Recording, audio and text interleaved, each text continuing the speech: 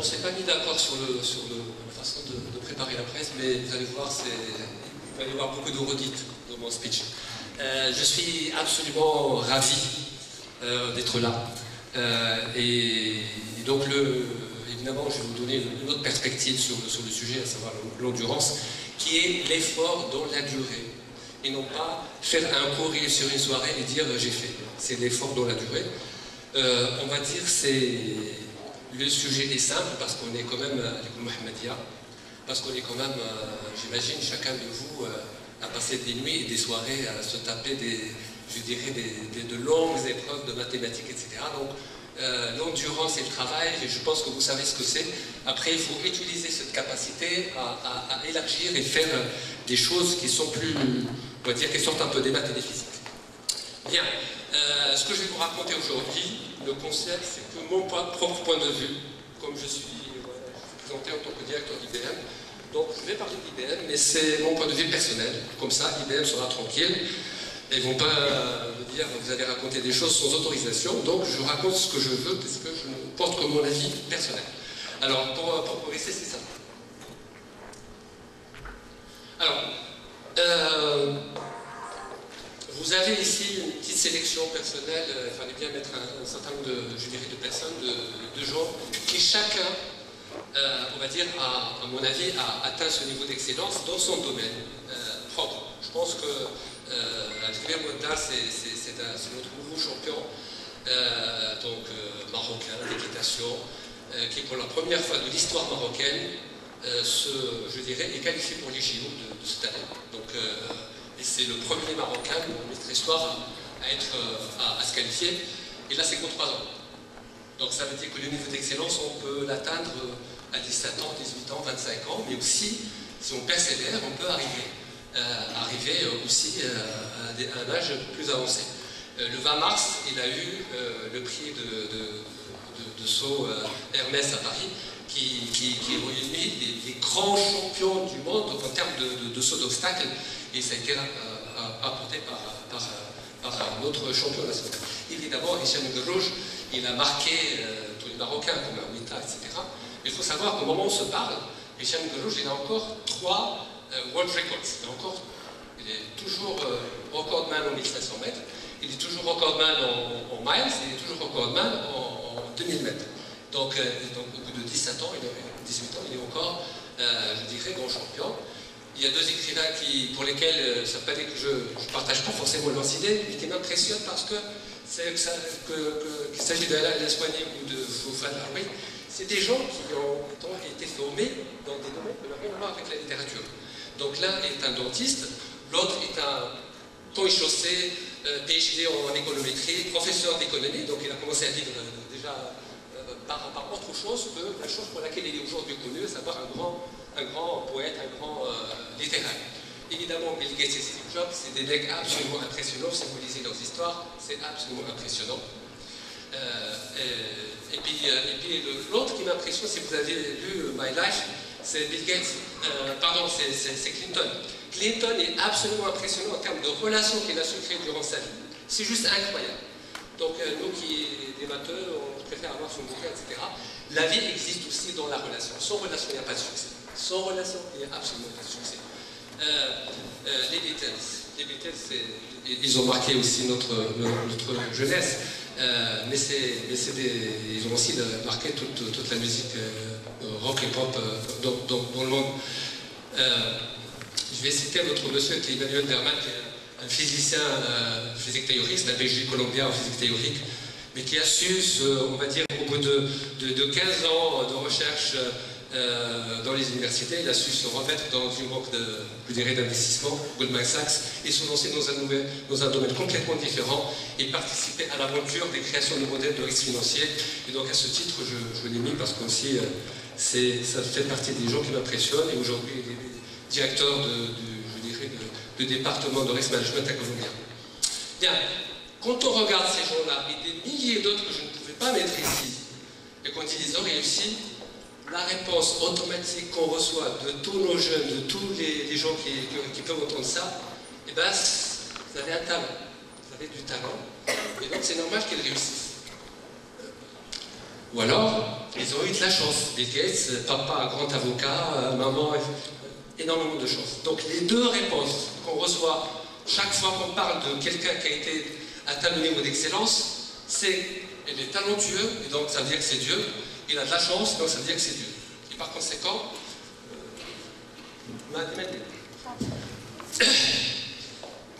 talent et chance. Troisième élément, c'est qu'on s'imagine que la réussite a été facile. Du jour au lendemain, Bill Clinton est devenu président des États-Unis. Du jour au lendemain, les Beatles sont devenus les Beatles. Du jour au lendemain, Garouche est devenu Garouche. Et c'est complètement faux. Alors, je vais vous raconter avec mes propres mots une interview de Garouche que j'ai entendue un jour. C'est de dire, tous les gens ne voient que cette seconde où je suis sur le podium. Ils ne voient que cette seconde. Ils ne voient pas tous les efforts que je fais. Quand il y a Edith Bell et moi je ne suis pas avec ma famille, quand il y a des amis qui sortent au cinéma et moi je suis en train de courir sur une piste, tous ces moments, on ne les voit pas, on ne voit que cette seconde où je suis sur le podium. Or, ce que j'ai réalisé correspond aussi à beaucoup de sacrifices. Donc si on veut atteindre l'excellence, il faut être prêt à faire beaucoup de sacrifices. Bien. Alors, il se trouve qu'il y a des gens qui ont travaillé sur ça. Comment on peut atteindre des niveaux, je dirais, d'excellence. Et puisque je suis un gars de Chicago, donc il fallait que je trouve quelqu'un de Chicago qui a fait quelque chose. Et il se trouve que Benjamin Bloom a été l'un des pionniers dans le domaine, puisqu'il a documenté ça à travers un livre qu'il a publié en 1985, avec aussi des co-auteurs, et dans lesquels ils ont fait, comme vous, ils ont pris un certain nombre de cas qui ont réussi, qui ont atteint ce niveau d'excellence dans des domaines divers et variés, la santé, le sport, la musique, les sciences, etc. Et ils ont parcouru leur vie à la recherche de paramètres prédictifs qui pourraient être vraiment des paramètres explicatifs. Et malheureusement, avec tout ça, ils disent, nous n'avons absolument rien trouvé comme paramètre explicatif, si ce n'est dans le domaine du sport. La taille du corps et la hauteur, ça peut expliquer. Évidemment, si on veut jouer au basket et qu'on est 1m50, ça ne va pas se faire. Mais même la taille du corps, etc., joue, effectivement, quand il y a un grand écart, mais un basketballeur de 1m80 peut être très très bon face à quelqu'un de 2 mètres. Donc à partir de... Quand les écarts sont énormes, ça joue, mais quand les écarts ne sont pas si énormes, ça ne joue pas. Alors, donc pas de facteur inné, même pas le QI, même pas, je dirais, l'intelligence de la personne. Pas de facteur explicatif. Alors il fallait trouver des explications ailleurs, parce que ces gens, ils ont réussi. Et donc il fallait trouver ces explications ailleurs. Mais avant de développer ça, ils ont quand même insisté sur le fait que chacun de nous, exactement comme vous l'avez dit, chacun de nous a un énorme potentiel en lui-même. Et on le voit, nos muscles sont flexibles. Notre cerveau est flexible. Notre psychologie du 10 km, j'y vais à mon rythme, etc. Ça, c'est pas l'intensive practice. C'est vraiment pratiquer, mais d'une manière forte et importante, dans l'objectif, je dirais, de faire du progrès. Si on fait que les choses qu'on est capable de faire, ok, vous allez faire de la maintenance, mais le progrès, il vient en faisant un extra mile qui vous fatigue, qui vous challenge, qui vous rend parfois malade, etc. Et cet extra quelque chose dans lequel vous êtes absolument inconfortable, c'est ça ce qui vous permet de progresser. Quand on est dans sa zone de confort, il n'y a pas de progrès, quel que soit le domaine. Vous écrivez dans la politique, vous écrivez tous les jours des articles dans la politique, c'est facile pour vous, etc. Il n'y a pas de progrès. Même si vous écrivez 50 000 articles. Par contre, quand vous sentez un peu dans l'inconfort, c'est là où vous dites, là je suis peut-être en train de progresser. Determination. On ne peut pas aller se chercher, on va dire, ce que je disais tout à l'heure, une intensive practice, qui veut dire souffrir, ça veut dire ne pas aller faire des choses que les copains sont en train de faire sans détermination. Et c'est là où je reviens au modèle de ce que j'avais dit tout à l'heure, par rapport à l'énergie dont on a besoin pour pouvoir, parce qu'il faut faire des sacrifices. Donc sans détermination, on ne peut pas atteindre l'excellence. On a besoin d'un coach.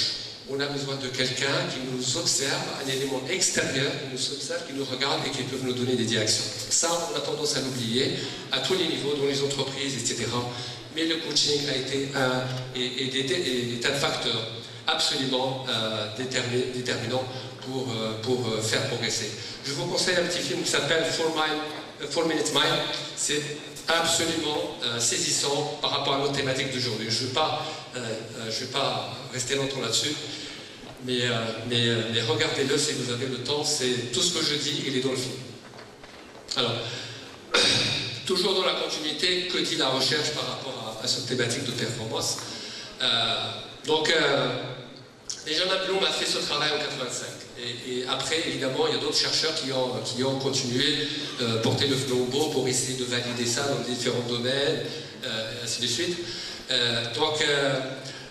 Erickson est aussi un professeur-chercheur qui a publié, qui a été un éditeur en fait d'un bouquin énorme qui fait à peu près 950 pages, qui s'appelle The Cambridge Handbook of Expertise and Expert Performance. Donc c'est une dizaine et des dizaines d'auteurs, de co-auteurs, chacun vraiment sur un sujet très spécialisé et qui documente un peu, je dirais, beaucoup plus le sujet que ce qu'on est en train de raconter aujourd'hui. Il a publié un article à Harvard Business Review en 2007. J'ai pris juste un petit extrait que je vous laisse lire, mais je vais aussi le dire en parallèle. The journey to truly superior performance, donc ce voyage, cette expérience pour aller vers la performance supérieure, is neither for the faint heart nor for the impatient. Donc si vous avez le cœur faible ou impatient, l'excellence n'est pas pour vous. Donc l'excellence est pour les gens qui ont le cœur dur et une patience incroyable. Et dans le film dont je vous ai parlé tout à l'heure, le coach, il remet, je dirais, le jeune danse sur ce sujet-là, la patience et la persévérance. The development of genuine expertise requires struggle, des combats, parce qu'il faut faire des choix à un moment donné sur son temps, etc., etc. Sacrifice, tout ça c'est bon. Le plus important c'est honest and often powerful self-assessment. Alors je vais m'arrêter là-dessus un tout petit peu. Donc, honest, ok, self-assessment.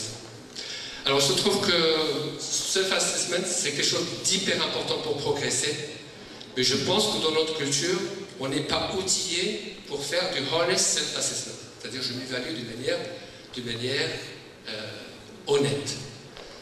Alors, il y a deux facteurs. Il y a un facteur qu'on partage avec tous les humains du monde. Je vais y revenir après. Il y a un facteur, à mon avis, il est juste marocain. Style train chalia. D'accord? On ne dit jamais j'ai raté le train. C'est le train qui est parti. Et vous pouvez prendre de ces expressions des centaines. Mais ça veut dire que quelque part, on fuit dans notre culture le manque de responsabilité. Donc si on veut vraiment progresser, l'élément principal c'est qu'on se sente responsable. Donc tout ce qu'on fait. À partir de là, je peux faire de self-assessment en disant j'ai fait et donc j'ai été moins bon. Et par conséquent, je vais réagir. La boucle se boucle correctement. Mais si ce que j'ai fait, une seconde après, je ne me sens pas responsable, il n'y a pas de boucle. C'est pas moi. Donc il faut vraiment, si on cherche l'excellence, il faut qu'on se dise c'est moi qui ai fait. Et donc, c'est raté, qu'est-ce que j'ai fait de pas bien et comment je peux corriger. Donc ça c'est un élément important, on va dire qu'il est copyright Maroc.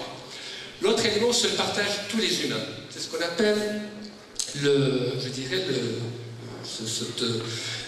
en anglais, the confirmation bias. En psychologie, ça s'appelle confirmation bias. J'en ai parlé dans une conférence ici à l'école, sur d'autres sujets.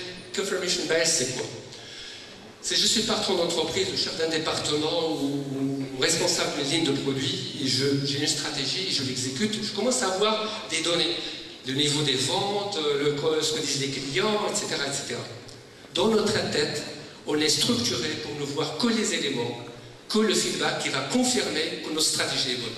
On ne veut jamais s'arrêter sur ce qu'on appelle le feedback négatif. Or, le progrès se fait uniquement avec le feedback négatif. D'accord? C'est pour ça que sur l'histoire je dirais de la physique quantique, il y a beaucoup de physiciens qui disent si seulement cette expérience du besoin de X était pas bonne. Parce qu'il n'y a pas de nouveau, on attendait ce besoin. Donc, tout ce qu'a prédit la physique quantique depuis 1940 a été prouvé année après année, décennie après décennie, en mettant c'est comme ça. Donc là, on est bloqué entre ce que disent entre l'aspect, on va dire, force forte et force faible. On a besoin d'un modèle unifiant, mais c'est un énorme sujet chez les physiciens. Le fait que, c'est bien, d'un côté, on est très fiers, ça fait que la théorie était très bonne, mais il y a beaucoup de théoriciens qui disent c'est seulement, on pourrait faire une expérience et qui fait éclater tout ça pour nous remettre au travail d'une manière beaucoup plus sérieuse. Donc, faites attention à ce que j'appelle le feedback négatif, prenez-le au sérieux aussi bien que le feedback positif qui vous confirme que vous avez raison. Si vous avez raison, ok, vous êtes satisfait, vous êtes fier, c'est sympa. Sachez que vous ne progressez pas. On progresse avec les failures. Quand on tombe, c'est quand on tombe et qu'on réfléchit quand on est tombé qu'on peut apprendre. Si on est toujours debout, eh ben, on n'apprend rien. Et comme visiblement Nassim Nicolas Taleb il a du succès ce soir, lui il est parti à partir je dirais de l'analyse de risque et de la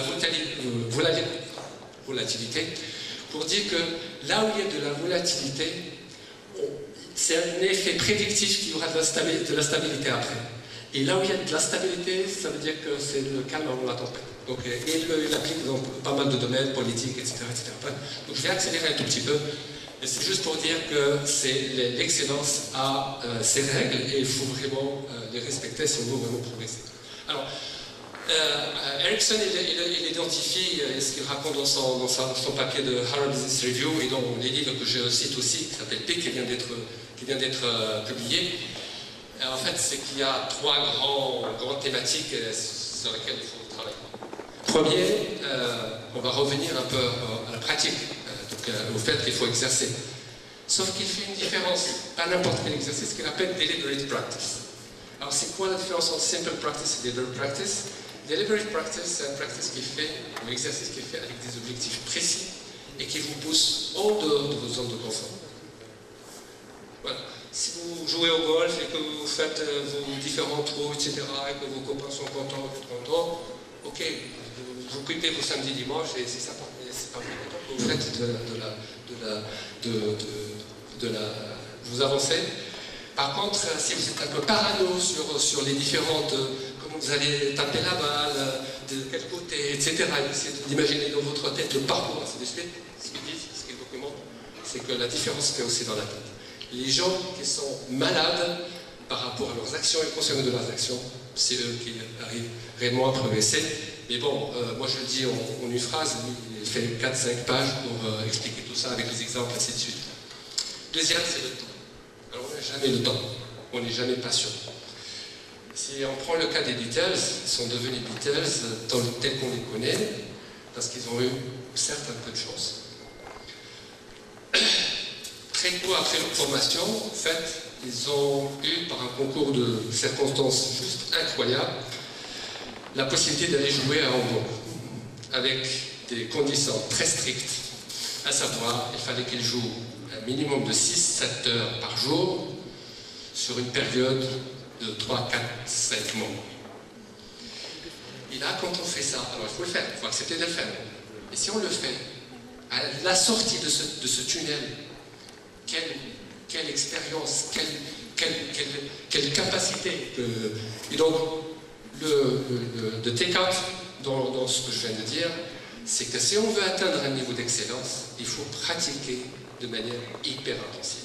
Mais pas pratiquer pour faire plaisir à maman ou papa, pratiquer dans le sens que je pratique pour progresser. Et il faut le faire avec passion, parce que quand on est passionné, on ne compte pas. Right coaches. Donc je reviens à cet aspect mentoring, parce que ça, c'est le coach connaît, qui va vous donner, je dirais, des feedbacks sur ce que vous pouvez faire tout de suite, ce que vous ne pouvez pas faire, comment cadencer votre rythme, etc. C'est hyper important.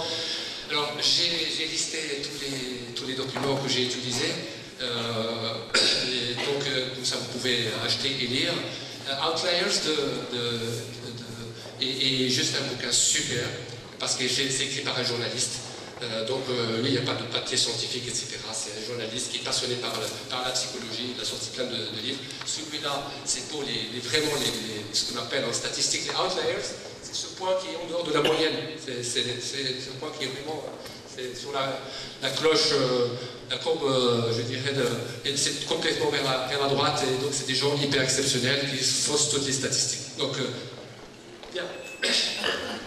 Comme je suis d'IBM, il faut que je vous parle un peu d'IBM. Mais plus important sur l'aspect endurance d'une compagnie, c'est le temps que peut vivre et réussir une entreprise.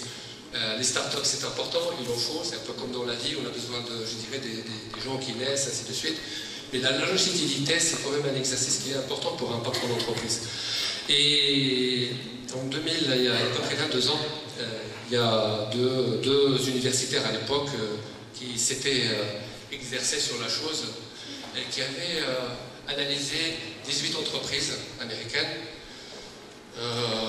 qui étaient nées entre 1801 et 1945, et ils analysaient un peu, je dirais, les paramètres de longévité. C'est un peu ce que faisait tout à l'heure, à savoir, sauf que lui il a pris les humains et ils ont pris les entreprises pour dire comment on peut avoir des explications pour ces entreprises, pourquoi elles vivent aussi longtemps.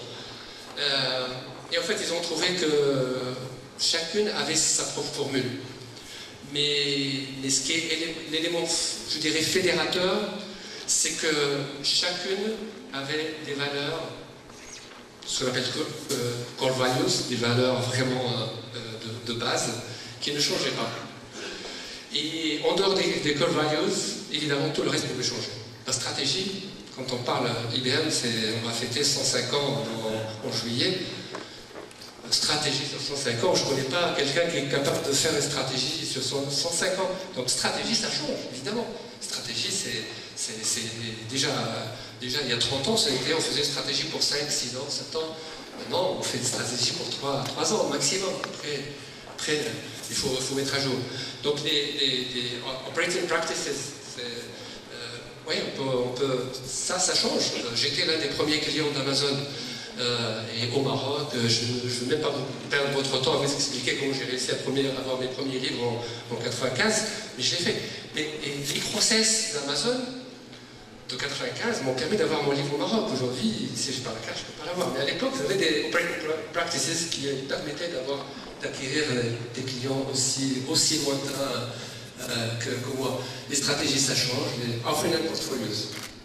IBM 1911, qu'est-ce qu'on vendait? On vendait des à peser, aujourd'hui, je vais vous raconter ce qu'on est en train de vendre.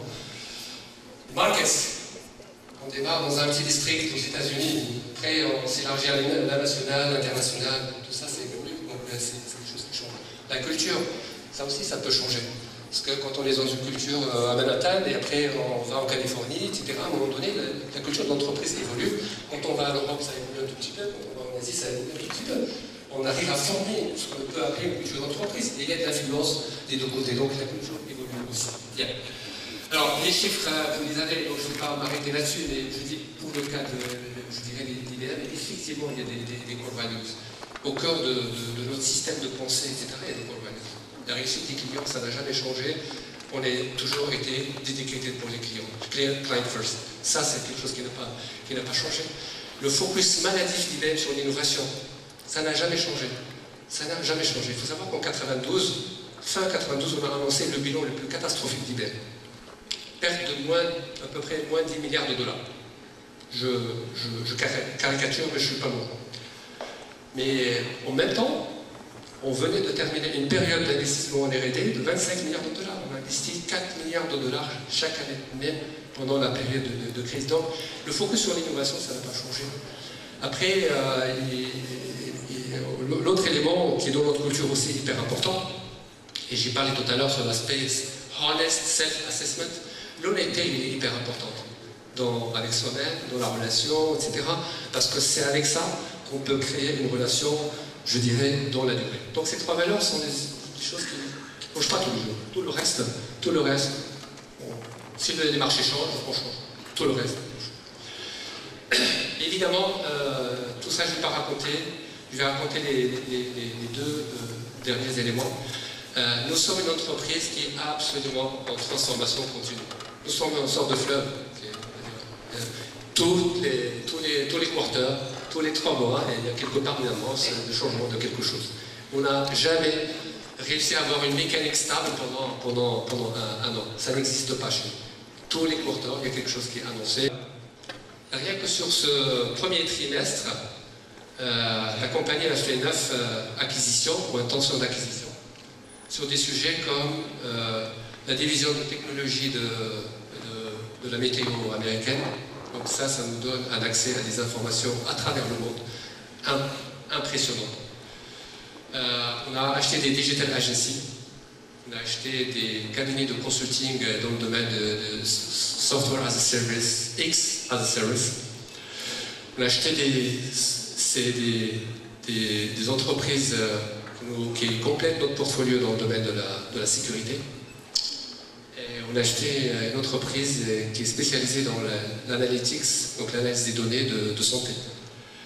Je ne vous ai pas raconté ce qu'on a acheté en 2015, mais c'est juste pour dire que non seulement on dépense 6 milliards de dollars en R&D, et qu'on est pour la 23e année consécutive l'entreprise la plus innovante en termes de patents déposés, mais en plus de ça, on dépense beaucoup d'argent. Ça fait plaisir aux banquiers d'affaires à Londres et à New York pour acquérir de nouveaux business et renforcer notre portfolio. Tout ça, c'est dans l'objectif, je dirais, d'aller de l'avant et d'être pertinent par rapport à nos clients. Sinon, ça n'a pas de sens. C'est mon dernier chart, donc je vous rassure. Nous sommes en train de vivre une période de l'économie qui va, on va dire, disrupter, donc changer le mode de fonctionnement de l'école Mohammedia, de l'université Mohammed V, du mode de l'enseignement, de la banque, etc. Il y a 2 paramètres sur lesquels nous sommes en train je dirais, we are making bets on these technologies. Premier, c'est les cognitive technologies. Nous pensons que l'ère de l'informatique programmée est en train de se terminer et qu'on est en train de rentrer dans l'ère de l'informatique cognitive où les machines vont apprendre, se programmer d'eux-mêmes et faire des choses d'eux-mêmes. D'accord? Donc je ne vais pas m'étaler là-dessus parce que j'ai pris beaucoup de temps, mais sachez que IBM est en train de mettre des milliards de dollars sur le sujet, dans l'objectif, je dirais, d'apporter de la valeur à nos clients. On l'a déjà appliqué dans le domaine de la santé, on l'a déjà appliqué dans le domaine de la gestion de fortune, dans le domaine bancaire, et nous sommes en train d'élargir cette expérience à d'autres domaines. Mais retenez, je dirais, une seule chose, c'est que l'informatique cognitive est en train de transformer notre façon de travailler. Et tout ça aussi en se basant aussi sur le volume de données juste incroyable qui est en train d'être généré et qu'on va aussi exploiter. Aujourd'hui, 90% des données ne sont pas c'est ma phrase avant-dernière phrase. Dernier, c'est le cloud. Alors, j'ai déjà parlé au cloud de l'école Mohammedia, et notre vision du cloud, c'est une vision vraiment très infrastructure. C'est la vision la plus simpliste et la moins intéressante.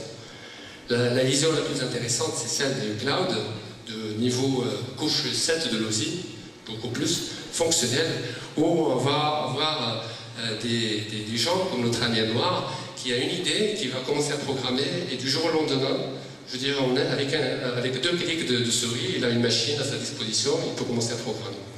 Il n'y a pas que ça, on peut utiliser ces programmes pour les combiner à d'autres programmes, d'autres entreprises pour apporter une valeur globale.